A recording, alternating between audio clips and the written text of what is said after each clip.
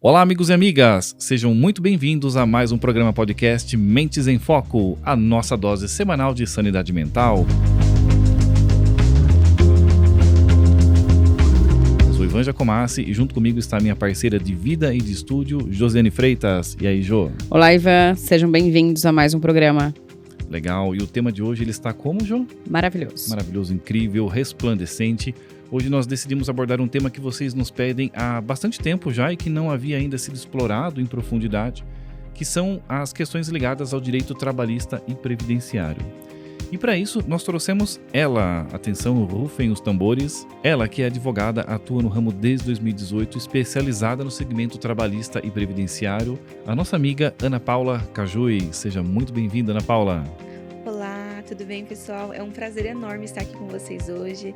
Espero que vocês estejam bem. Muito obrigada pela participação. Eu que agradeço. E olha, o aviso de treta iminente já está ligado, porque parte trabalhista é treta certa, né? Talvez. Ou será que não? Tem como resolver? Às vezes sai um acordo. Sai alguma... Legal. Então vamos descobrir tudo sobre isso? Vamos descobrir tudo sobre isso, mas antes Antes o quê? lembrando que este programa é um oferecimento Perfix Consultoria. E se você está pensando em estruturar o RH da sua empresa de forma estratégica, com foco em desenvolvimento de pessoas, a Perfix pode te ajudar. Mais informações no site perfixconsultoria.com.br e também Nossa Casa Café, uma jornada sensorial de cafés exclusivos. Visite o site nossacasacafé.com.br e mergulhe na experiência única que os cafés da NCC nos oferecem. Maravilha, ele nos dá energia e disposição para gravar programas como esse.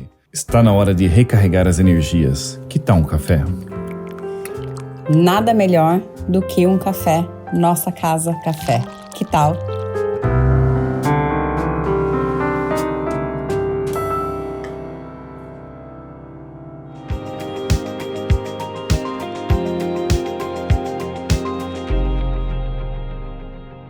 Ana, vamos começar o nosso bate-papo aqui, Bi, para a gente poder iniciar o processo. Nada melhor do que entender o que te motivou essa jornada, o que te levou a essa jornada, inclusive, para entrar nesse mundo da área focado na área trabalhista.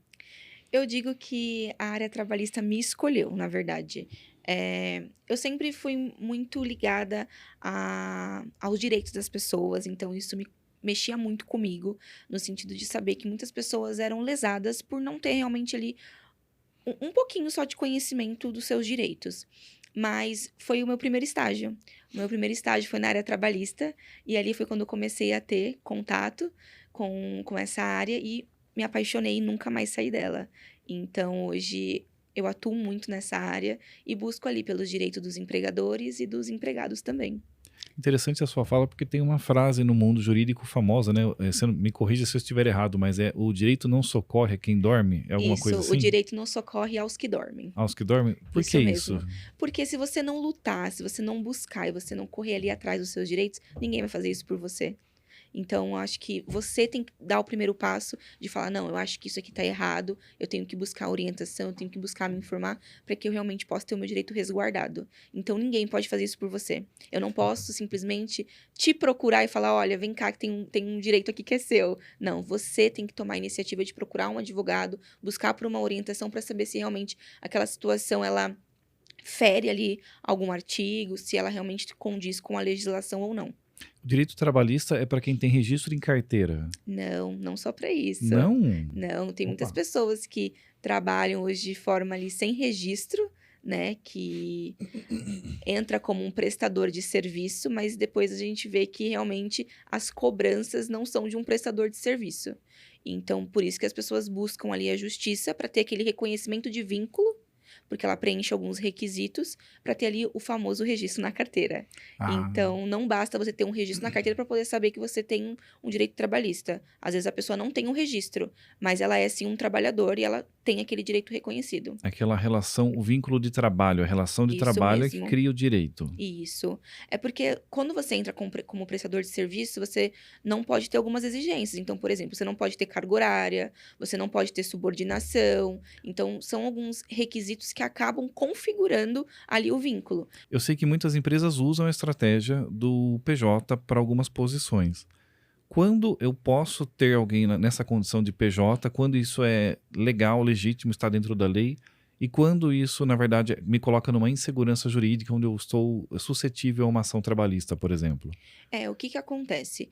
O PJ, as empresas, elas podem sim contratar pessoas nesse regime, fazer ali o contrato de prestação de serviço. Existem alguns requisitos que é importante você sempre avaliar. Por exemplo, quanto tempo aquela empresa está aberta, ela possui sócios, possui outros empregados ali dentro, como que funciona, qual que é a estratégia dela, qual que é o segmento daquela empresa, corresponde ao segmento da sua. Então, são alguns requisitos que você tem que fazer ali um due diligence para poder ver se realmente preenche os requisitos de um prestador de serviço.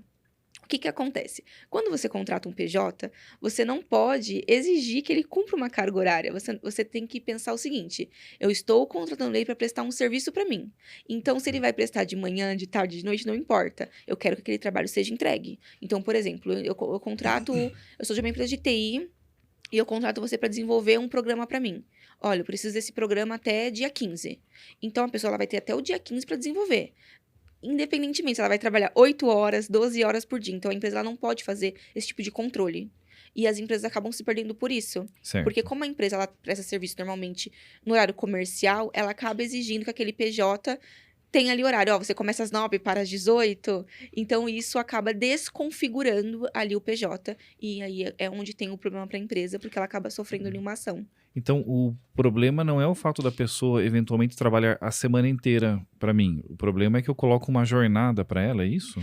O que acontece? Você não pode ter dias determinados e nem horário. Uhum. Ela, pensa comigo, ela está prestando serviço para você. Então, ela é uma empresa que presta serviço para você. Você não pode controlar ali os dias de trabalho e a jornada que ela vai prestar. Você tem que controlar se o serviço está sendo entregue. Então, por exemplo, você combinou que a primeira etapa vai ser dia 10. Então, até dia 10 ela tem que entregar para você a primeira etapa. E o trabalho final até o dia 15. Então, até o dia 15 ela te entrega. Então, assim, não é ela que às vezes prestou aquele serviço 100% para você, foi algum profissional dela que prestou. Uhum. Então, você não exige também que seja ela, a pessoalidade. Tipo, olha, eu quero que seja o Ivan e a Josi que façam esse serviço para mim. Não, para mim, independente. Pode ser o João, pode ser a Maria. Eu só quero que a primeira etapa chegue dia 10 e o final chegue no dia 15. Mas eu posso ter, por exemplo, aquele prestador de serviço, aquela empresa, 2 ou 3 vezes dentro da minha empresa, por exemplo. Pode. Você pode ter reuniões com a outra empresa até para você poder mostrar a sua estratégia, mostrar onde você achou legal, o que precisa melhorar. Porque se você contratou, você pode sim dar ali os seus pitacos, né? Dar ali as suas dicas. Isso não tem problema algum. Você pode ter reuniões estratégicas para poder tratar do seu negócio mesmo e do projeto que você contratou com aquela empresa. O PJ é só para CNPJ ou eu posso ter um contrato com o CPF também? Não. Só CNPJ. De CNPJ para CNPJ. Se a pessoa for MEI, ela tem um CNPJ, daí eu posso. Então, esse é o grande problema, porque aí é microempreendedor individual. Uhum. Microempreendedor individual, ele não tem sócio. Ele é único. Sim. Ele pode só ter um empregado. Então, às vezes, isso pode acabar desconfigurando ali essa prestação como PJ e acabar virando um vínculo de acordo com o que acontece naquela relação. Quais são os elementos que você analisa? Você menciona assiduidade, horário. Quais são os pontos que exigem atenção? O que exige atenção é a questão de jornada. Então, a pessoa tem alguma jornada a cumprir? Tem escala a cumprir? Ela responde para alguém? Ela responde ordem de alguém? Não, você vai fazer isso agora. Para o que você está fazendo e faça isso. Uhum. Então, isso também tem uma subordinação. Ela tem pessoalidade? Você não quer que seja o empregado dela que faça, você quer que seja só ela. E onerosidade. Você paga para ela fazer isso para você? Certo. Se eu colecionar esses elementos, eu estou sujeito a uma questão que seja reconhecido um vínculo trabalhista e não simplesmente de contrato. Isso mesmo. Você entra com uma ação pedindo para descaracterizar aquele contrato de prestação de serviço e um reconhecimento de vínculo. E aí, dependendo se a pessoa prestou o serviço para você, por exemplo, 2 anos, ela vai ter direito a recolhimento de INSS, depósito de fundo de garantia, 13º salário, férias mais 1/3. Dependendo da jornada que ela conseguir comprovar, ela vai ter direito ali horas extras, intervalo entre a jornada de 1 hora, dependendo da jornada que ela faça no dia. Além também, né, das verbas rescisórias, que dependendo de como foi aquela rescisão, acaba que você tem que arcar com as verbas rescisórias. Então, aviso prévio, multa de 40%. Certo.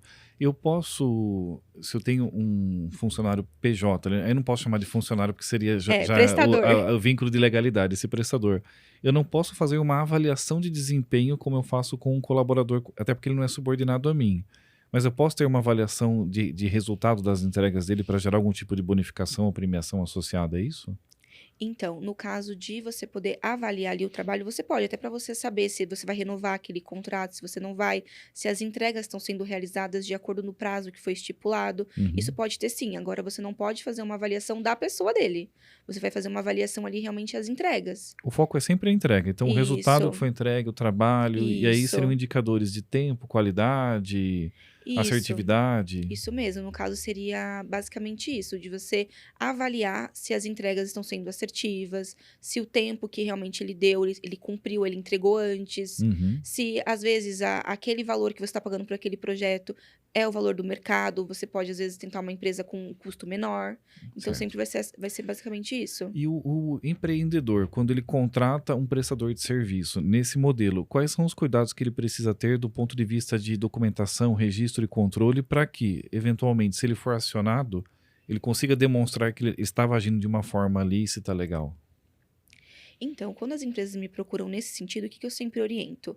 É verificar se a pessoa ela possui sócio, né? Ele não é exclusivo, não é uma sociedade unipessoal, no caso. Se a empresa ela está aberta há mais de um ano.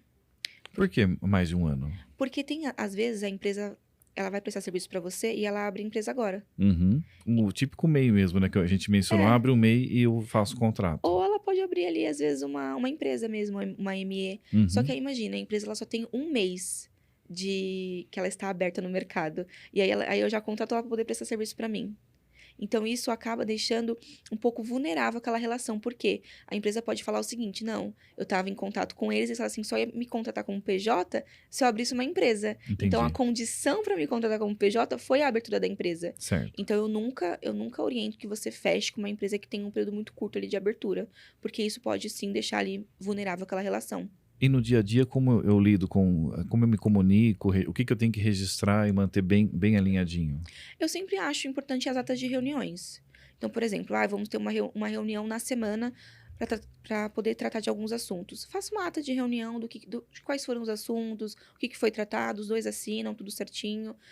Certifique ali as entregas, tem algo que você consiga verificar que o serviço foi entregue, que o projeto, né, ocorreu, para você realmente poder se resguardar. E olha só uma dica, se você acha que talvez seja um pouco difícil fazer uma ata de reunião, de repente burocrático, algo do tipo, hoje em dia é muito fácil, você pode fazer ela por videoconferência, transcrever a sua videoconferência num arquivo, imputar na inteligência artificial que ela gera uma ata automaticamente, ou mesmo se for uma reunião presencial, você pode gravar a reunião, gerar a transcrição de novo e a IA vai gerar para você a ata automaticamente, para que isso na hora ali. E se você quer aprender um pouco mais sobre inteligência artificial, tem programa, né, Jô? Teremos programa. Teremos programa falando sobre as perspectivas que a IA nos traz nesse sentido. Nos acompanhe.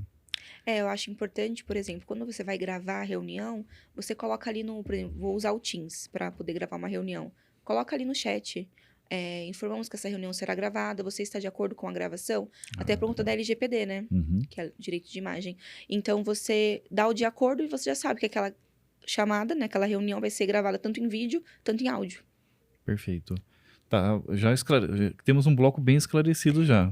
Gente, vocês já sabem, né? No Instagram, mentes.em.foco e no YouTube, podcast Mentes em Foco. Spotify, em todas as redes. Se inscreva no canal, clique lá, né, para você acompanhar todo o material que a gente está disponibilizando para vocês toda semana. Legal. Vamos entrar na parte trabalhista um pouco agora? Vamos. Antes de a gente entrar na parte trabalhista, Opa. eu queria saber uma coisa. Manda. Qual é a diferença entre o direito trabalhista e o direito previdenciário? Vamos lá. Direito trabalhista é a questão da relação de emprego. Então, eu tenho uma relação com você trabalhista, você é minha funcionária, então eu tenho ali deveres contigo, você também tem obrigações comigo. Então, é o que vai regulamentar ali, por exemplo, qual a sua carga horária, qual é a sua jornada de trabalho, quais os dias que você vai ter de folga, férias, 13º. Então, ela vai tratar toda a parte realmente ali dos seus direitos e obrigações comigo. Então, questão de salário. Já o previdenciário é quando você precisa, por exemplo, se afastar do trabalho. me machuquei, não vou conseguir prestar serviço para o meu empregador. Nós temos uma lei previdenciária que garante um afastamento previdenciário para você, que seria um auxílio-doença. Fiquei grávida, no nosso caso, que somos mulheres. A lei garante um afastamento de 120 dias para nós mulheres, para poder ter ali a famosa licença maternidade.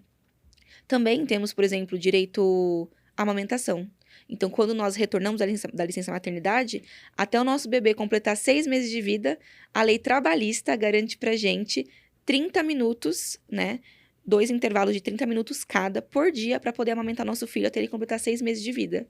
Então, muitas vezes você pode combinar com o seu empregador para você entrar 1 hora mais tarde, sair 1 hora mais cedo para você poder gozar desse direito. E são, assim, às vezes a legislação trabalhista ela é vista como algo complicado, e acho que muitas vezes mas ela também ela visa garantir os direitos, como você colocou, até por uma relação saudável. Você está mencionando aqui o exemplo da amamentação. Poxa, acho que isso é super legal. Se for bem trabalhado entre empresa e empregado, acho que ambos saem ganhando, né? A gente ajuda a construir uma relação mais saudável entre as duas partes. Eu acho muito importante, porque é aquilo, né? Acho que quando o empregado está feliz ali com o seu emprego, ele vê que realmente o seu empregador reconhece os seus direitos, garante ali os seus direitos, todo mundo trabalha feliz. Porque eu tenho um funcionário engajado, eu tenho um funcionário contente ali no dia a dia, e querendo ou não, eu vou ter um retorno melhor nas atividades dele, do que eu ter um empregado desmotivado.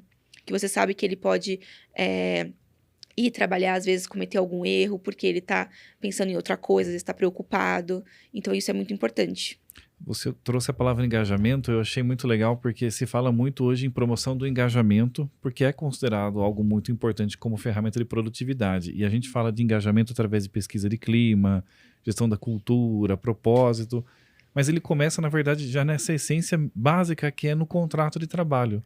O respeito mútuo entre as partes, entre aquilo que é acordado, ali já o engajamento, acho que ele começa dali, né? O básico, para depois nós discutirmos elementos mais complexos. Isso mesmo. Eu acho que quando você tem um empregador que ele respeita, assim... Olha, cafezinho na área, hein? Você viu? Chegou. Obrigado. Obrigada. Então, eu acho isso muito importante. Quando você tem um empregador que você vê que ele respeita realmente ali os seus direitos, você realmente trabalha de uma forma mais engajada. Então, você tem um retorno melhor. Legal. A produtividade, ela é melhor. Legal. Do que eu ter um profissional realmente que está desmotivado, porque olhou o fundo de garantia, poxa, não tá sendo depositado. Então, você vai pensar o quê? Eu tô sendo lesado. Eu tô aqui todos os dias, de segunda a sexta-feira, e o meu empregador não deposita meu fundo de garantia. Não adianta discutir cultura, propósito e clima se você não atende minimamente o básico primeiro, Isso né? Como mesmo. porta de entrada. Então, eu acho essa relação muito importante mesmo. Onde o empregador cumpre ali com as suas obrigações, e em contrapartida ele tem um empregado feliz também prestando ali o serviço para ele. Porque é uma troca, né? Sem dúvida. É uma relação bilateral que deve ser boa para ambas as partes. Isso mesmo. E querendo ou não, vamos falar a verdade, a maior parte hoje dos brasileiros passa o maior tempo no trabalho. A jornada, né, é muito maior ali no trabalho. Então, imagina você não ter um ambiente saudável, um ambiente legal para se trabalhar. Perfeito. Então, agora eu posso entrar na parte trabalhista? Pode. Lá. Se sirva, viu, do cafezinho. Muito Estamos obrigada, aqui já com o vou nosso servir. café, do Toma nosso café, patrocinador, NCC. Café maravilhoso, por sinal. Deixa eu pegar. Nessa área, direito do trabalho, me parece que começou um zoom muito forte em 2017, quando nós tivemos uma primeira reforma, uma mudança que foi considerada importante na legislação na época. Foi. Muito se debateu e se falou na mídia sobre se estávamos perdendo direitos, ganhando direitos, se a relação estava sendo fortalecida, porque isso ia ajudar no crescimento econômico, em oportunidade. O que mudou de fato em 2017 e o que vem mudando desde então? O que acontece? Foi um marco, assim, muito grande a reforma trabalhista, tá? Ela aconteceu lá em novembro de 2017, foi quando ela entrou em vigor. E nós ouvia-se muito, né, você falar o seguinte, que estava muito banalizada a questão da justiça do trabalho, porque as pessoas elas entravam por tudo e o empregado ele não tinha nenhum ônus quando ele perdia. Então, imagina, a pessoa trabalhou um mês para uma empresa e ela entrava com uma ação trabalhista pleiteando verbas que não eram, às vezes, devidas, né? E aquela empresa ela tinha um prejuízo muito grande. Por quê? Ela tinha que gastar com advogado para poder fazer defesa, com advogado para poder ir para audiência. Às vezes, a empresa ela não é de São Paulo, a matriz fica em outro local, então tinha que ter né, trazer a pessoa de lá para cá, então tinha gastos com hospedagem, com aéreo, né? Uhum. Então, Só para defender algo que era legítimo. isso, só para defender algo que realmente não era de direito daquele empregado. Então, com a reforma, eu acho que algo que mudou muito hoje é o honorário de sucumbência. Então, por exemplo, hoje, se o empregado ele entra com uma ação, ele não tem certeza do que ele está pedindo, ele pode ter que pagar um honorário de sucumbência para outra parte. O que é o honorário de sucumbência? Por exemplo, você entrou pedindo danos morais e adicional de insalubridade. Você perdeu o adicional de insalubridade e ganhou os danos morais. Uhum. Você vai ter que pagar para outra parte um honorário de sucumbência de 5, 10 ou 15% sobre aquele pedido que você perdeu. Ah, é o honorário do advogado da outra parte. Isso mesmo. Então, por exemplo, você vai receber 5 mil de danos morais e você está devendo R$ 1.000 de honorário de sucumbência. Já Legal. abate-se ali daquele crédito em algumas situações, quando você não tem o benefício da justiça gratuita, porque também tem que avaliar isso, já abate ali daquele crédito da pessoa o valor e paga para outra parte.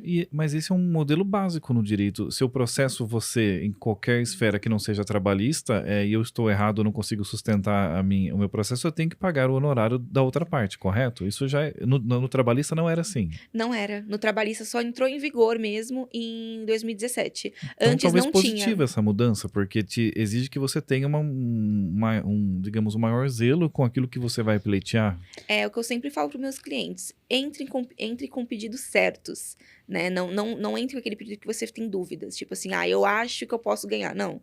Entre com aquele que você realmente tem testemunhas, você tem provas documentais que consiga... E que, de fato, você se sinta lesado, né? Isso. Que é o pedido por algo, por uma justiça, né? Que você acabou até falando, eu sempre gostei dos direitos e tudo mais, né? Então, buscar o seu direito, buscar a justiça por algo que você se sentiu lesado perante algo, quero dizer assim, não é uma hipótese ou não é uma percepção, não é um sentir, é um fato. Um fato concreto. Aconteceu e eu me senti lesado, por isso que eu estou entrando com a ação. É isso. Porque eu acho que, eu penso que até antes da lei de 2017, as pessoas... entravam até meio com uma segunda intenção, assim, aproveita de joga tudo ali, né? O que Era isso. eu quero ganhar, o que der pra tirar, tá ótimo. Então põe tudo que dá para que o que eu conseguir tirar é o que eu quero, né? É isso mesmo. As pessoas, elas colocavam tantos pedidos, que você até se surpreendia. Você fala assim, meu Deus, mas... E vira uma indústria, né, na verdade. Vira uma indústria. Então, Certo. isso meio que veio para realmente inibir, né, com que as pessoas façam isso. E aquela mudança também, em 2017, com relação à necessidade de registrar o plano de cargos e salários eu não lembro agora onde No que Ministério. tinha. No Ministério. E também falou-se muito sobre isso, né? O que Sim. mudou nesse sentido? Como era e como ficou? Porque antigamente as empresas elas não tinham aquele plano de cargo de carreira, né? Então, as promoções, elas aconteciam da forma que a empresa entendia por política interna. Uhum. Só que hoje, muitas empresas hoje já adotam, sim, o plano de carreira. Então, você tem ali os steps, né? Que você pode alcançar. Certo. Como que funciona. Então, tem por mérito, tem por avaliação de desempenho. Então, é algo bem estruturado mesmo. Uhum. Até é muito bom hoje o plano de cargos e carreiras, porque você consegue até inibir um possível pedido de uma equiparação salarial. Por que o plano faz isso? Porque você consegue comprovar que aquela pessoa, ela teve as promoções porque ela preencheu os requisitos ali do plano. Então, por exemplo, ela teve uma promoção por mérito. Mas por que ela teve? Porque os resultados delas eram melhores, a produtividade dela era melhor, o contato dela ali com a equipe era melhor. Então, por isso que aquela avaliação toda gerou no reconhecimento e o reconhecimento gerou a promoção. Então vale aquela máxima que não significa que a legislação nos diga que eu não posso ter duas pessoas fazendo a mesma coisa com salários diferentes. Ela diz que eu não posso ter, exceto se eu tiver um plano organizado de cargos e carreiras, correto? O que acontece é que na prática, né, mesmo que você... o que você precisa provar é que existe o plano. Uhum. O plano, ele é aplicado ali dentro, tá? Não é algo que só existe, ele realmente acontece, ele é praticado dentro da companhia, tá? Para que você realmente descaracterize uma equiparação salarial. Agora, se a empresa não tem, por exemplo, um plano de cargos e salários bem estruturado, não tem nada disso aplicado, ela precisa tomar cuidado no sentido da equiparação, porque ela pode ter, sim, 2 empregados fazendo as mesmas coisas, mas com uma diferença salarial. E aí, lá na frente, ela vai ter problemas na justiça, porque ela vai ter que pagar para o outro se ele conseguir provar aquela igualdade nas atividades. Certo. Que, no caso, é o artigo 461 da CLT, que fala da identidade de função. E o que dá a legitimidade ao plano, esse caráter de formalidade? O que a empresa precisa fazer para que ela possa dizer, não, eu tenho um plano, não é só um papel na gaveta do diretor, é um instrumento realmente de gestão válido e que me dá segurança jurídica? Tem que ser publicado. Então, por exemplo, normalmente quem cuida dessa parte é a equipe de qualidade da empresa, tá? Então, ela faz a publicação daquilo, então vai ter todo um código, tudo bonitinho dessa política que foi publicada, e ela é divulgada.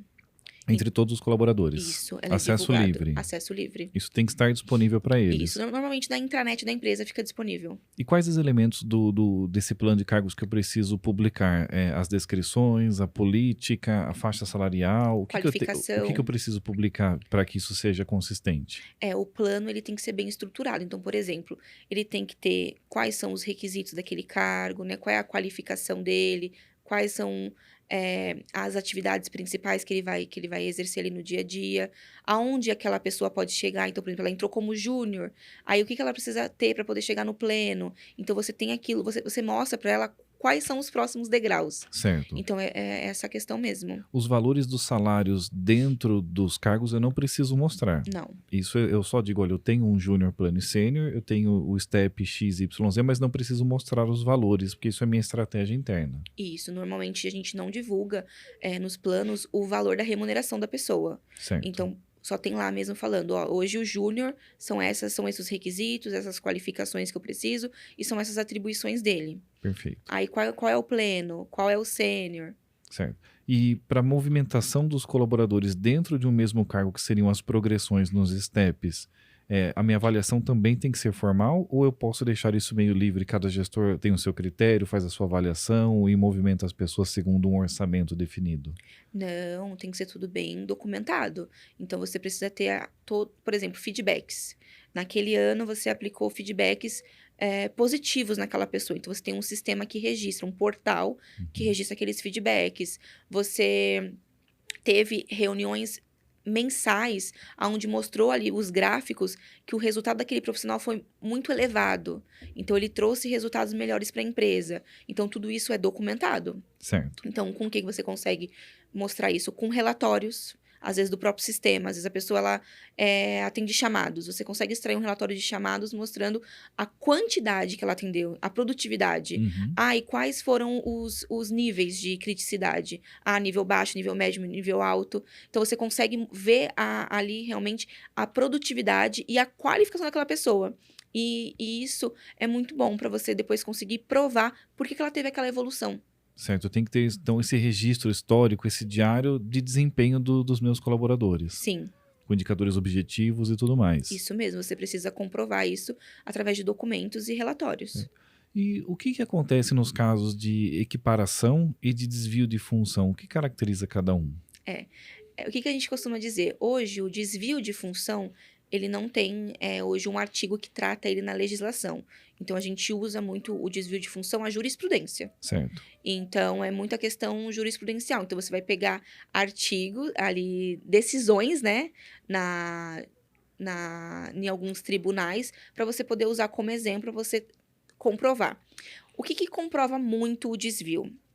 É quando tem uma discrepância muito grande nas atividades que são desempenhadas. Então, por exemplo, eu fui contratada como auxiliar administrativo. Então, eu faço admissão na empresa. Então, eu colho ali a documentação, tudo. Só que no dia a dia, meu chefe mandou lavar banheiro. Certo. Então, não é algo que muda totalmente. E qual que é a punição para o empregador quando eu gera um desvio de função como esse que você ilustrou? Normalmente, a jurisprudência vem condenando, né, a pagar 30% a mais ao salário. Então, você ganha um plus ali por mês de 30% a mais. Por ter a minha função original desviada. Isso mesmo. Só que aí é isso que eu falo. Na justiça, você tem que provar muito bem esse desvio. Muito bem mesmo. Porque Às vezes a pessoa ela é contratada para ser recepcionista e aí ela fala assim, mas eu também era porteira porque eu tinha que abrir a porta. Mas não, ali às vezes fazia parte da função dela ela liberar a pessoa, né, para ela ser recepcionista. Então assim, você precisa comprovar muito bem esse desvio. Tem que ter, como eu disse, uma discrepância muito grande da sua real atividade que você foi contratada para a função que você está sendo desviada. Certo. E a equiparação? A equiparação é quando eu tenho 2 empregados, né? 2 funcionários ali que eles estão exercendo as mesmas atividades. Então, por exemplo, eu fui contratada como garçonete. E aí eu tenho outra pessoa também que foi contratada como garçonete. Só que eu ganho 2.000 e ele ganha 1.500. E nós dois, no dia a dia, trabalhamos juntos ali, fazemos as mesmas coisas, atendemos os mesmos clientes, fazemos as mesmas cobranças. A atividade, ela é idêntica. E aí eu não tenho uma estrutura de avaliação que justifique essa diferença. Isso mesmo. Mas se você tiver uma estrutura de avaliação, tá justificada. Não só isso. Se você também tiver, por exemplo, aquela garçonete que ganha 2.000, ela tiver 2 anos ou mais naquela mesma função, ele também não tem direito à equiparação. Então, Como assim? Me explica de novo, só porque eu perdi agora os 2 anos. Isso. Por exemplo, eu sou garçonete, eu tô na empresa há 3 anos como garçonete. Ele entrou tem 1 ano. Certo. Eu já tô na função há 3 anos. Ele só tem então, 1. Por ter mais de 2 anos... Por ter mais de 2 anos, ele não tem direito a equiparar o meu salário. Porque eu tenho mais de 2 anos de empresa ou mais 2 anos na função? Tem que ser na função. Na função. Isso, tem que ser o mesmo empregador, mesmo local de trabalho, na mesma função. E aí eu tenho que ter 2 anos de diferença para a pessoa ou naquela função? Olha, eu estou aqui há mais de 2 anos ou a pessoa tem que estar há menos de 2 anos na mesma função que eu? Eu tenho que ter mais de 2 anos dela. Então, por exemplo, eu tô lá há 3 anos, ele tá há 1 ano. Certo. Então, eu tenho já 2 anos a mais que ele naquela função. Ok. Então, se fosse 7 e 4, a mesma coisa. Mesma coisa, porque eu teria 3 anos a mais que ele. Então, aí também, mesmo que eu não tenha um plano, mas a lei cria esse dispositivo. Cria. O artigo 461 da CLT, ele é bem claro nisso. Por exemplo, tem que ser o mesmo empregador, mesma função e no mesmo local. Havendo 2 anos ou mais na mesma função, você não tem direito à equiparação. Perfeito. Legal isso, hein? Estamos aprendendo muito hoje. Então os empregadores, eles conseguem muitas vezes comprovar isso. Por exemplo, tem o João lá que é engenheiro e entra o outro engenheiro. Não, mas o João tá comigo aqui há 5 anos. O Pedro entrou tem 1 ano. Então mostra essa diferença. Perfeito. E a gente estava falando sobre essa questão de igualdade, né, equiparação e tudo mais. Recentemente saiu uma nova lei de igualdade salarial em relação a homens e mulheres. Sim.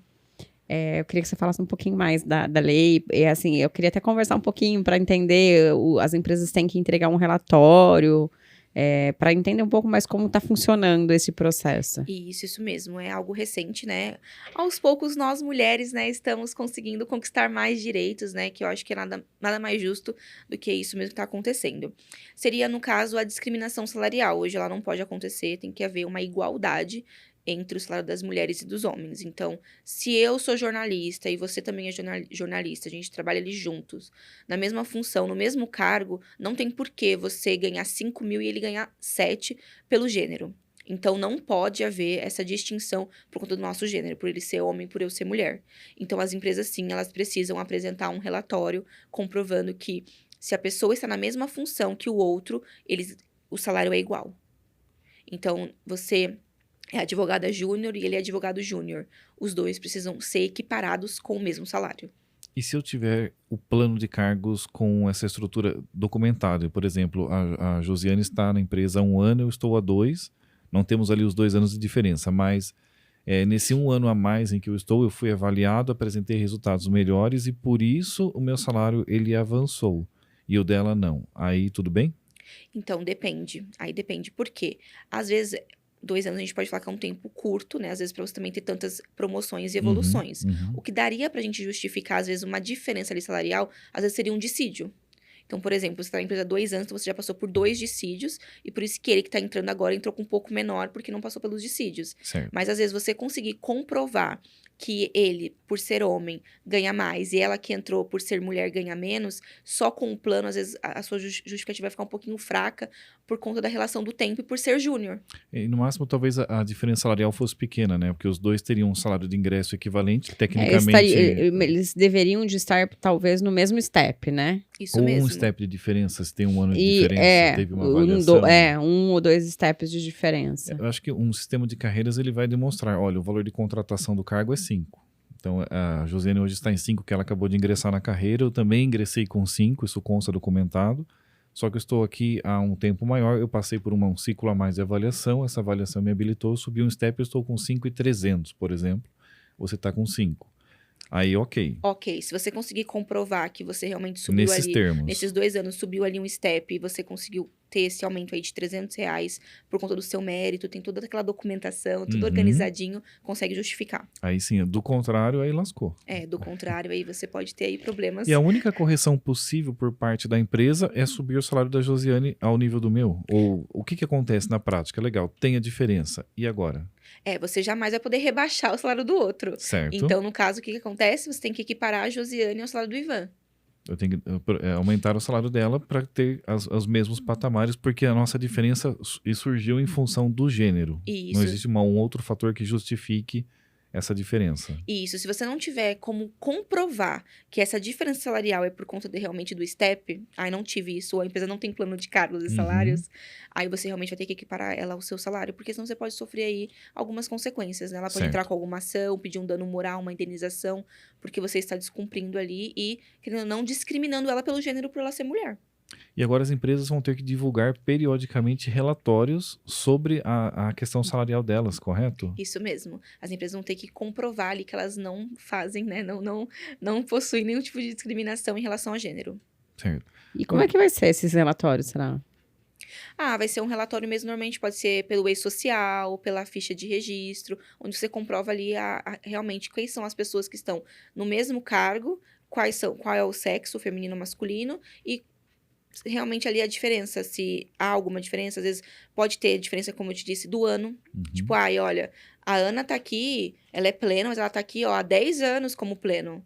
Então, não tem como o outro que tá aqui há 20 anos ganhar a mesma coisa que a Ana. Então, ele também é pleno, mas como ele tá aqui há 20 anos, ele passou pelos dissídios, ele passou por avaliações, então ele acabou subindo o step. Certo. Agora, a legislação, ela é, na verdade, nos dois sentidos. É que se fala muito da questão da mulher ganhar menos, porque estatisticamente isso é mais significativo. Mas se a mulher tiver um salário maior do que o dos homens, também sem justificativa, o homem também tem que ter o salário dele equiparado ao da mulher? O que acontece? Ou só vale para um lado? Não. Não, o que acontece?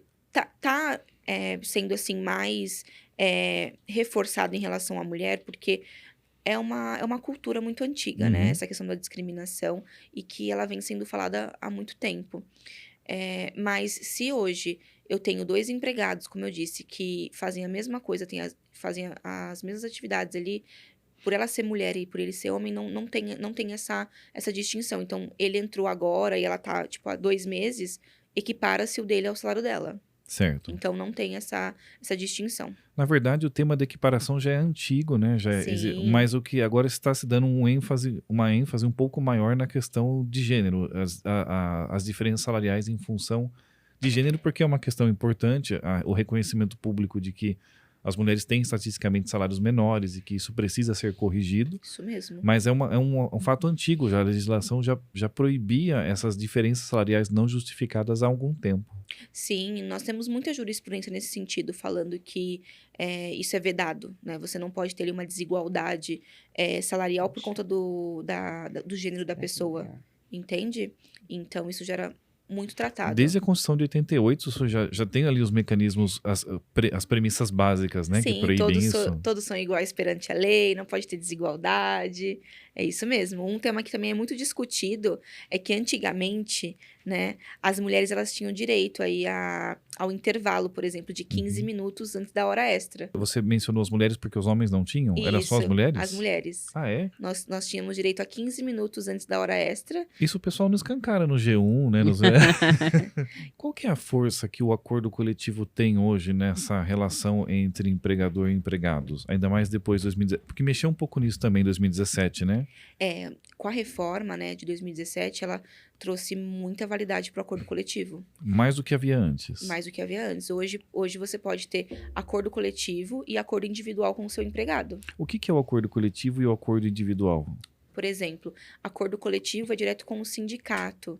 Tu normalmente passa por uma assembleia. Só sindicato, não existe acordo coletivo sem a participação do sindicato? Não. Não pode ser só com os empregados lá, eles querem sindicato, nós vamos aqui, não. Não. acordo coletivo tem que ter a participação do sindicato da categoria Certo. daquela empresa, né? No caso, daquela área de atuação. Então, por exemplo, dos metalúrgicos. Então, Uhum. vamos ter aí alguma mudança. Você precisa fazer uma assembleia com o sindicato dos metalúrgicos para poder passar esse acordo por votação. Ele sendo Uhum. aprovado, ele entra em vigor. Certo. Agora, acordo individual é quando eu faço direto com o meu empregado. É um contrato mesmo? Nós assinamos É isso? um termo aditivo, é um adendo ao seu contrato de trabalho, onde a gente fala, por exemplo, quando você entrou, eu falava que você ia receber por horas extras, Uhum. lá no seu contrato de trabalho. Mas aí agora você vai ter direito a banco de horas. Certo. Então, eu faço lá um termo aditivo entre eu, empregador, com o meu empregado, e falando que agora vai ser banco de horas. E quais são os limites para o acordo individual e coletivo? Até onde cada um pode ir? O que eles podem regrar? O acordo coletivo, a gente fala que ele é um pouco mais amplo, porque ele tem a participação do sindicato, passa por Uhum. votação, então, querendo ou não, ele pode abranger outros pontos. Agora, o individual tem que ter um acordo mútuo. Então, eu tenho que estar de acordo como empresa e você, como empregado, também tem que estar de acordo, Uhum. certo? Para poder haver esse documento. Agora, se o meu empregado ele se sente lesado, ele não concorda, não existe o acordo individual. Certo. Agora, o acordo coletivo, por exemplo, 60% aprovou, 40% não, ele é aprovado. E vale para 100%. E vale para 100%. Porque ele passou por assembleia e a maior parte votou pelo sim. O direito da maioria, no caso. Isso mesmo. E o acordo coletivo, qual é o limite dele? Ele pode abrir mão de algum direito previsto na CLT? Não pode? Ele pode criar um novo direito entre as partes? Qual que é a relação? Normalmente o acordo coletivo ele não pode haver prejuízos, né, Uhum. para o empregado. Porque a gente sempre segue a regra de que o empregado ele é a parte hipossuficiente da relação, ele sempre é a Uhum. parte mais fraca. Então, você não pode estar lesando ele, Certo. tá? Então, você sempre tem que prezar por seguir a legislação, até para você, no futuro, não ter uma alegação de que seu acordo ele é um acordo que lesa ali o empregado e trouxe prejuízos para ele. Se eu crio um direito no acordo coletivo, o acordo coletivo ele é celebrado inclusive pela empresa, ela participa desse acordo, é um acordo mútuo. Acordo coletivo, a empresa sugere para o sindicato. E ele aprova e aí aquilo vira uma regra. Ele tem Isso. validade e se eu crio um direito no acordo coletivo, ele passa a ser adquirido, ele não pode mais ser retirado até que acabe o acordo. Como é que é essa questão? Isso mesmo. Vamos pensar que muitas empresas, né, ano passado passaram por dificuldades financeiras, né? Uhum. Tiveram aí alguns problemas aí financeiros. E tiveram que parcelar, por exemplo, a rescisão. O que a lei fala? Que se você não paga as verbas rescisórias em 10 dias, o seu empregado vai ter direito a uma multa Uhum. equivalente a um salário dele pelo artigo 477 da CLT. Certo. Então, se você faz um acordo coletivo falando assim, olha, eu vou parcelar as verbas rescisórias dos meus empregados em 5 vezes. E a 6ª parcela vai ser a multa. Certo. Então, você está descumprindo um artigo ali, né? Você está parcelando, porque você precisa manter as portas abertas da sua empresa, mas você está garantindo que você vai pagar a multa ao final. Uhum. Então, esse acordo coletivo, ele vai para votação, ele sendo aprovado, passa a valer. Certo. Então, depois a pessoa ela pode entrar com uma ação na justiça pedindo a nulidade disso, falando assim, olha, mas as verbas rescisórias é para questão alimentícia, eu não posso ter aquilo parcelado. Mas se o acordo ele foi feito tudo dentro da legislação, o acordo coletivo, não tem por que ele ser invalidado.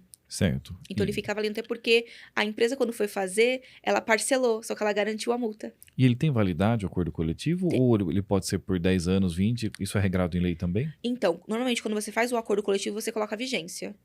Então, sempre vai ter uma cláusula de vigência. Vai valer por 12 meses, vai valer por 24 meses. O mais comum é quanto tempo? Depende. Normalmente, é a empresa que vai analisar. Por exemplo, do parcelamento da rescisão. Olha, eu acho que em 1 ano eu consigo melhorar, Uhum. vou conseguir me estabilizar e eu consigo voltar a pagar em 10 dias a verbas rescisão. Então, você faz Certo. por 12 meses. Se você fez por 12 meses e viu que ainda tá ruim das pernas, né? Uhum. Tá numa situação difícil, o que você faz? Entra em contato com o sindicato para poder prorrogar aquele acordo coletivo e fazer uma nova votação. E se nesse acordo coletivo eu previ um direito, exemplo, um salário a mais por ano a título de PLR, e esse acordo vale por 2 anos, está sendo cumprido, encerrou o período do acordo coletivo, esse direito desapareceu, ele prescreveu, sumiu, Ou como é que funciona essa questão da Ou continuidade? é direito adquirido? Exato, ou é um direito adquirido? Não é um direito adquirido. O que que acontece? Se a sua convenção coletiva ela fala o seguinte, que a PLR será tratada em acordo coletivo, e você fez um acordo coletivo falando que a PLR será paga por 2 anos, quando esse acordo coletivo ele acabar, acabou ali aquele direito. Certo. Porque ele tem data de início e fim. É a mesma coisa de algumas empresas que fizeram o seguinte: olha, durante 1 ano eu vou pagar vale-refeição para os meus empregados nas férias. Uhum. Então, durante 1 ano, você sabe que quando você gozar de férias, você não vai ter o prejuízo ali do seu vale-refeição. Quando acabar esse 1 ano, acabou o acordo coletivo, você vai sofrer o desconto nas suas férias do vale-refeição. Certo. Porque o vale-refeição é um benefício para o trabalho. Então, se você não está trabalhando, você não recebe. Certo. E quando a empresa e o sindicato, a categoria, não chegam num acordo para o acordo coletivo, né? Que eu já vi isso muito também. Olha, negociações intensas, o acordo já praticamente expirou e não se chega num consenso. Como que se resolve isso? Aí normalmente, se não houve o acordo coletivo, então aquilo que foi proposto não entra em vigor. Mantém-se a convenção coletiva inicial. A convenção não expira. A convenção expira? Expira também? Sim, a convenção coletiva normalmente ela tem validade de 1 ano ou 2 anos. Depende, você tem que acompanhar lá pelo site do mediador, que é do MTE. Se eu não conseguir... Olha, eu tô pensando no cenário Você mais está fazendo uma mais consulta desafiador, também, né? As dúvidas dos nossos ouvintes. Não cheguei num acordo com relação ao acordo coletivo e expirou a convenção coletiva. O que acontece nessa relação entre empregador e empregados? Você tem que esperar, você vai ficar aplicando a convenção coletiva do ano anterior até que a nova saia. Porque Certo. pode haver atrasos. Isso é muito comum acontecer. Então, o que a gente costuma fazer? Sempre mandar e-mail para o sindicato. Uhum. Como que estão as negociações? Como que estão as assembleias para poder discutir ali os novos termos da convenção coletiva? Olha, vamos ter uma assembleia daqui 30 dias. Então, o que a empresa faz? Ela mantém os direitos que foram já acordados na antiga convenção coletiva do ano passado, Uhum. e quando essa entrar em vigor, você tem que regularizar. Então, sempre vão ter cláusulas de regularização. Então, por exemplo, demorou 1 mês para sair a convenção coletiva, então você ficou 1 mês ali de atraso. Uhum. Ela vai te dar, por exemplo, 60 dias para você regularizar o salário, regularizar os benefícios que foram fixados nessa nova. Na verdade, eu ia fazer essa pergunta para você sobre se você poderia explicar um pouquinho mais sobre a aposentadoria especial, quem tem o direito, como é que funciona. Perfeito. A aposentadoria especial ela é destinada a todo trabalhador que atua ali em regime insalubre ou em regime periculoso. Insalubre é quando algo que afeta ali a sua vida. Então, você tem contato com agentes químicos, por exemplo, radiação, por exemplo, soldador, né, que tem contato ali com solda, ou com algum produto químico. Periculosas são quando há risco à vida. Então, você trabalha com eletricidade, você trabalha com arma, né, com porte de armas, então você tem um risco ali à sua vida. Então isso acaba que você consegue se aposentar com regras melhores e com um tempo menor ali de contribuição. Mas eu sempre explico para os meus clientes, para você se aposentar com as regras da aposentadoria especial, você precisa durante toda a sua vida ter atuado em regime especial.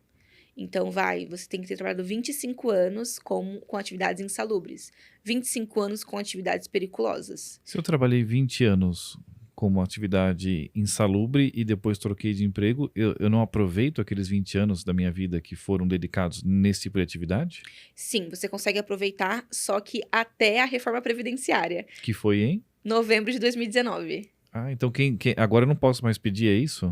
O que acontece? Quando você... Antigamente, você conseguia converter todo o tempo especial em tempo comum. Então, mesmo que a pessoa ela trabalhou um tempo em regime especial e depois ela mudou para regime comum, ela conseguia pegar os PPPs da empresa e converter aquele tempo em tempo comum para poder aumentar o tempo de contribuição dela. Certo. Hoje, nós só podemos fazer isso até dia 12/11 de 2019. Então, se o cliente hoje ele me procura com PPPs até essa data, a gente consegue converter para tempo comum para poder aumentar o tempo dele, Uhum. para ele se aposentar por tempo de idade ou por tempo de contribuição. Não vai ser uma aposentadoria especial, tá? Agora, se ele tem PPPs depois dessa data, eu não consigo mais converter ele em tempo comum, porque a lei veda, a lei proíbe. E outra coisa que é muito importante para quem quer se aposentar em aposentadoria especial, depois que você consegue a sua aposentadoria em regime especial, você não pode continuar nas mesmas funções. Porque você está parando de trabalhar na atividade especial, então você fala assim, olha... Eu tenho que trocar de área. Tem que trocar de área. Então, às vezes, a empresa ela pode continuar com aquela pessoa que se aposentou em especial, mas tem que mudar ela de função. Não posso... Não pode mais ficar em regime especial. Esse é um problema para a empresa ou para o empregado? Se ele continuar naquela função? Então, é pro empregado, normalmente. Para o empregado? É, porque às vezes a empresa ela só é aquele ramo. Uhum. Então, ele vai ter que acabar pedindo ali, às vezes, a demissão ou fazendo um acordo mútuo, né?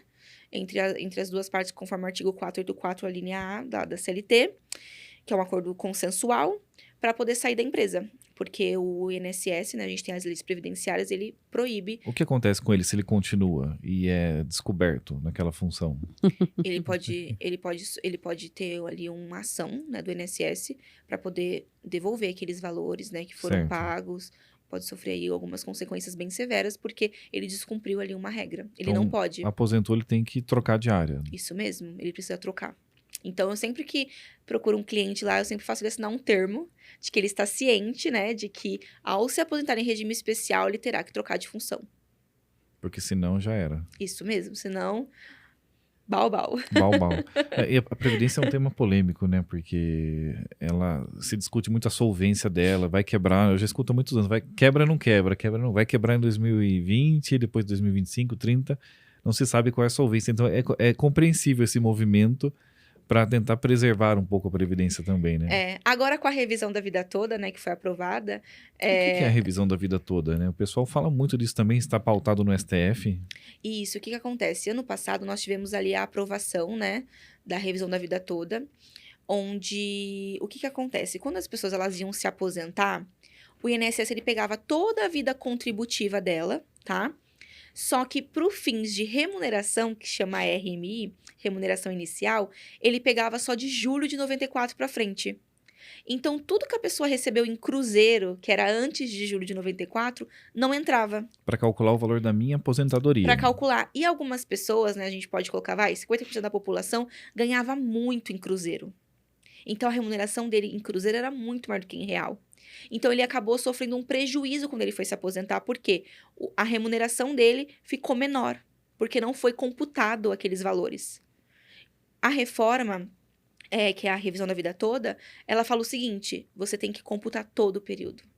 Não só o tempo, também as contribuições. Então, todas as contribuições que a pessoa teve durante ali toda a sua vida contributiva, ela tem que entrar também para poder fazer parte do cálculo da remuneração. Então era o INSS que tinha essa política de olhar de 94 para frente e agora o STF está dizendo não, tem que olhar a vida toda desse empregado. Isso, só que aí já ganhamos, tá?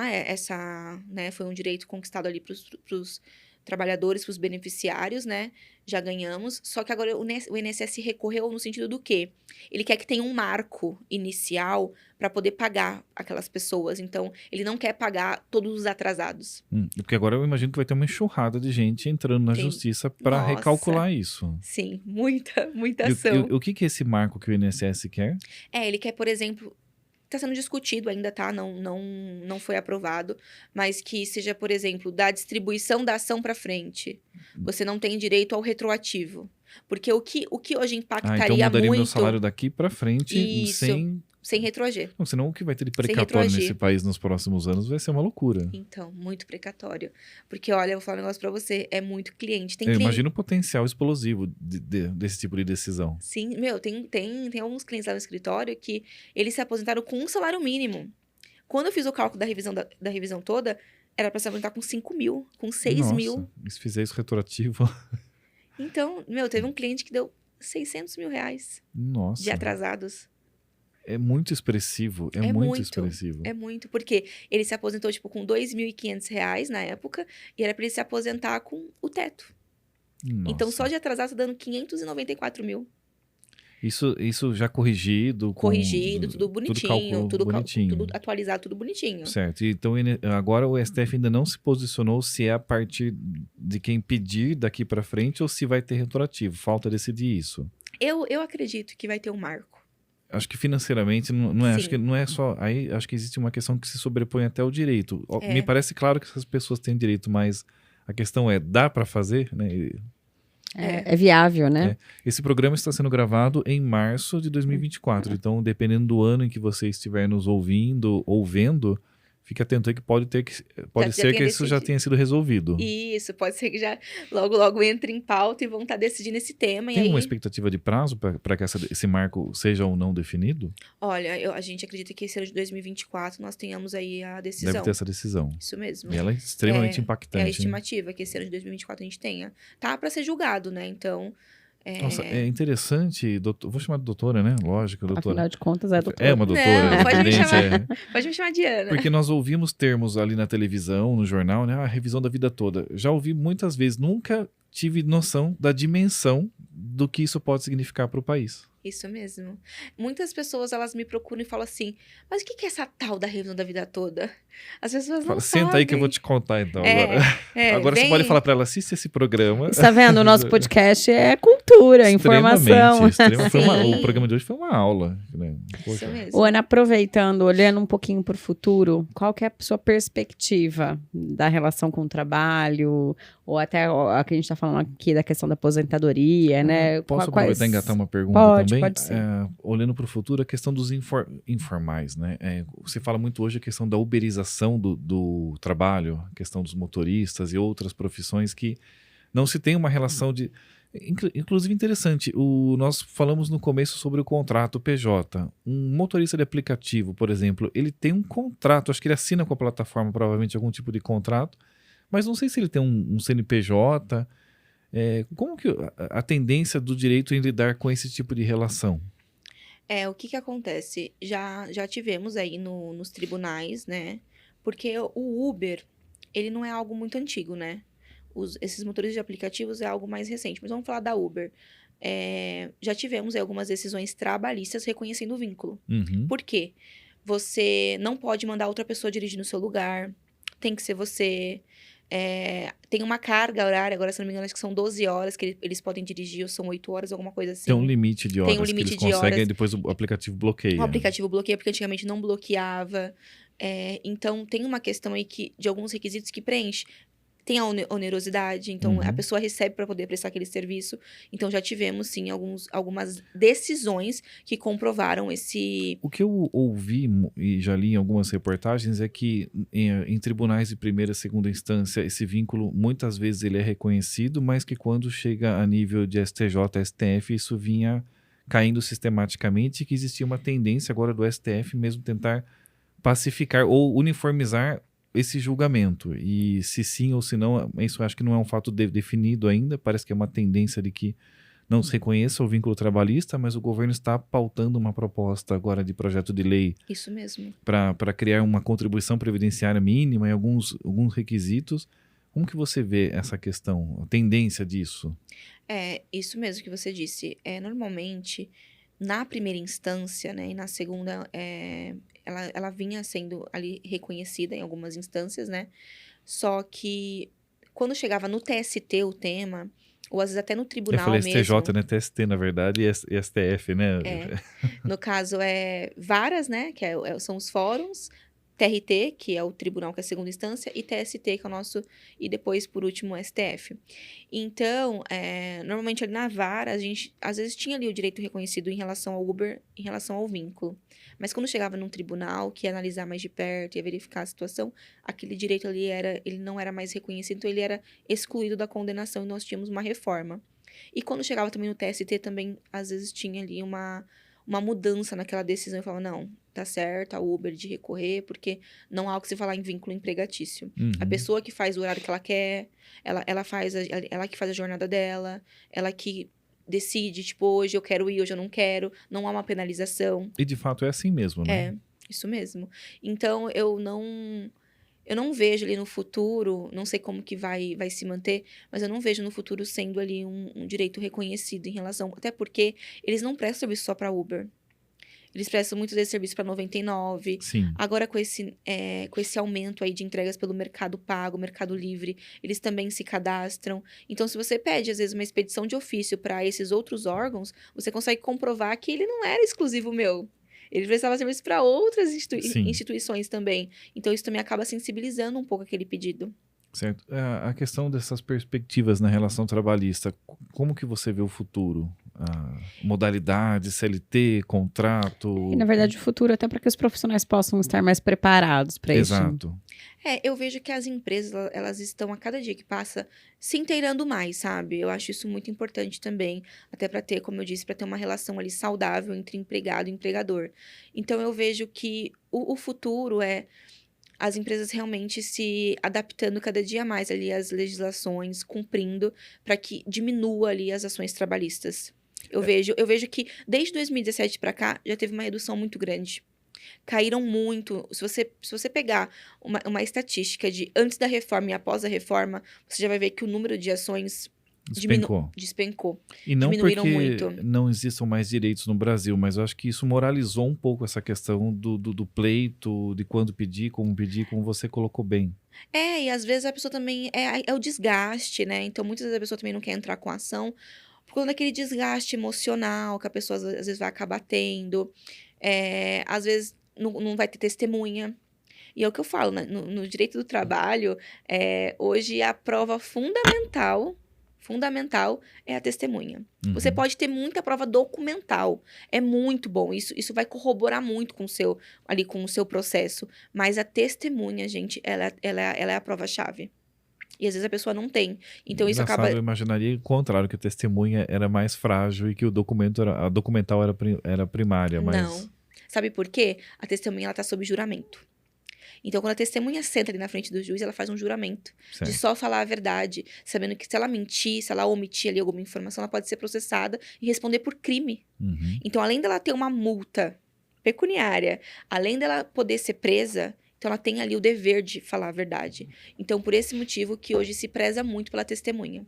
Perfeito. Excelente, né? Programaço, hein? Ana, eu gostaria de convidar você a deixar uma mensagem para os nossos ouvintes. Perfeito. Pessoal, é muito importante que você saiba que você é o conquistador do seu direito. Então, você que tem que correr atrás, você que tem que buscar, porque ninguém vai poder fazer isso por você. Ninguém mesmo. E eu acho que nada mais importante do que a gente saber das nossas obrigações, mas também saber dos deveres dos outros conosco.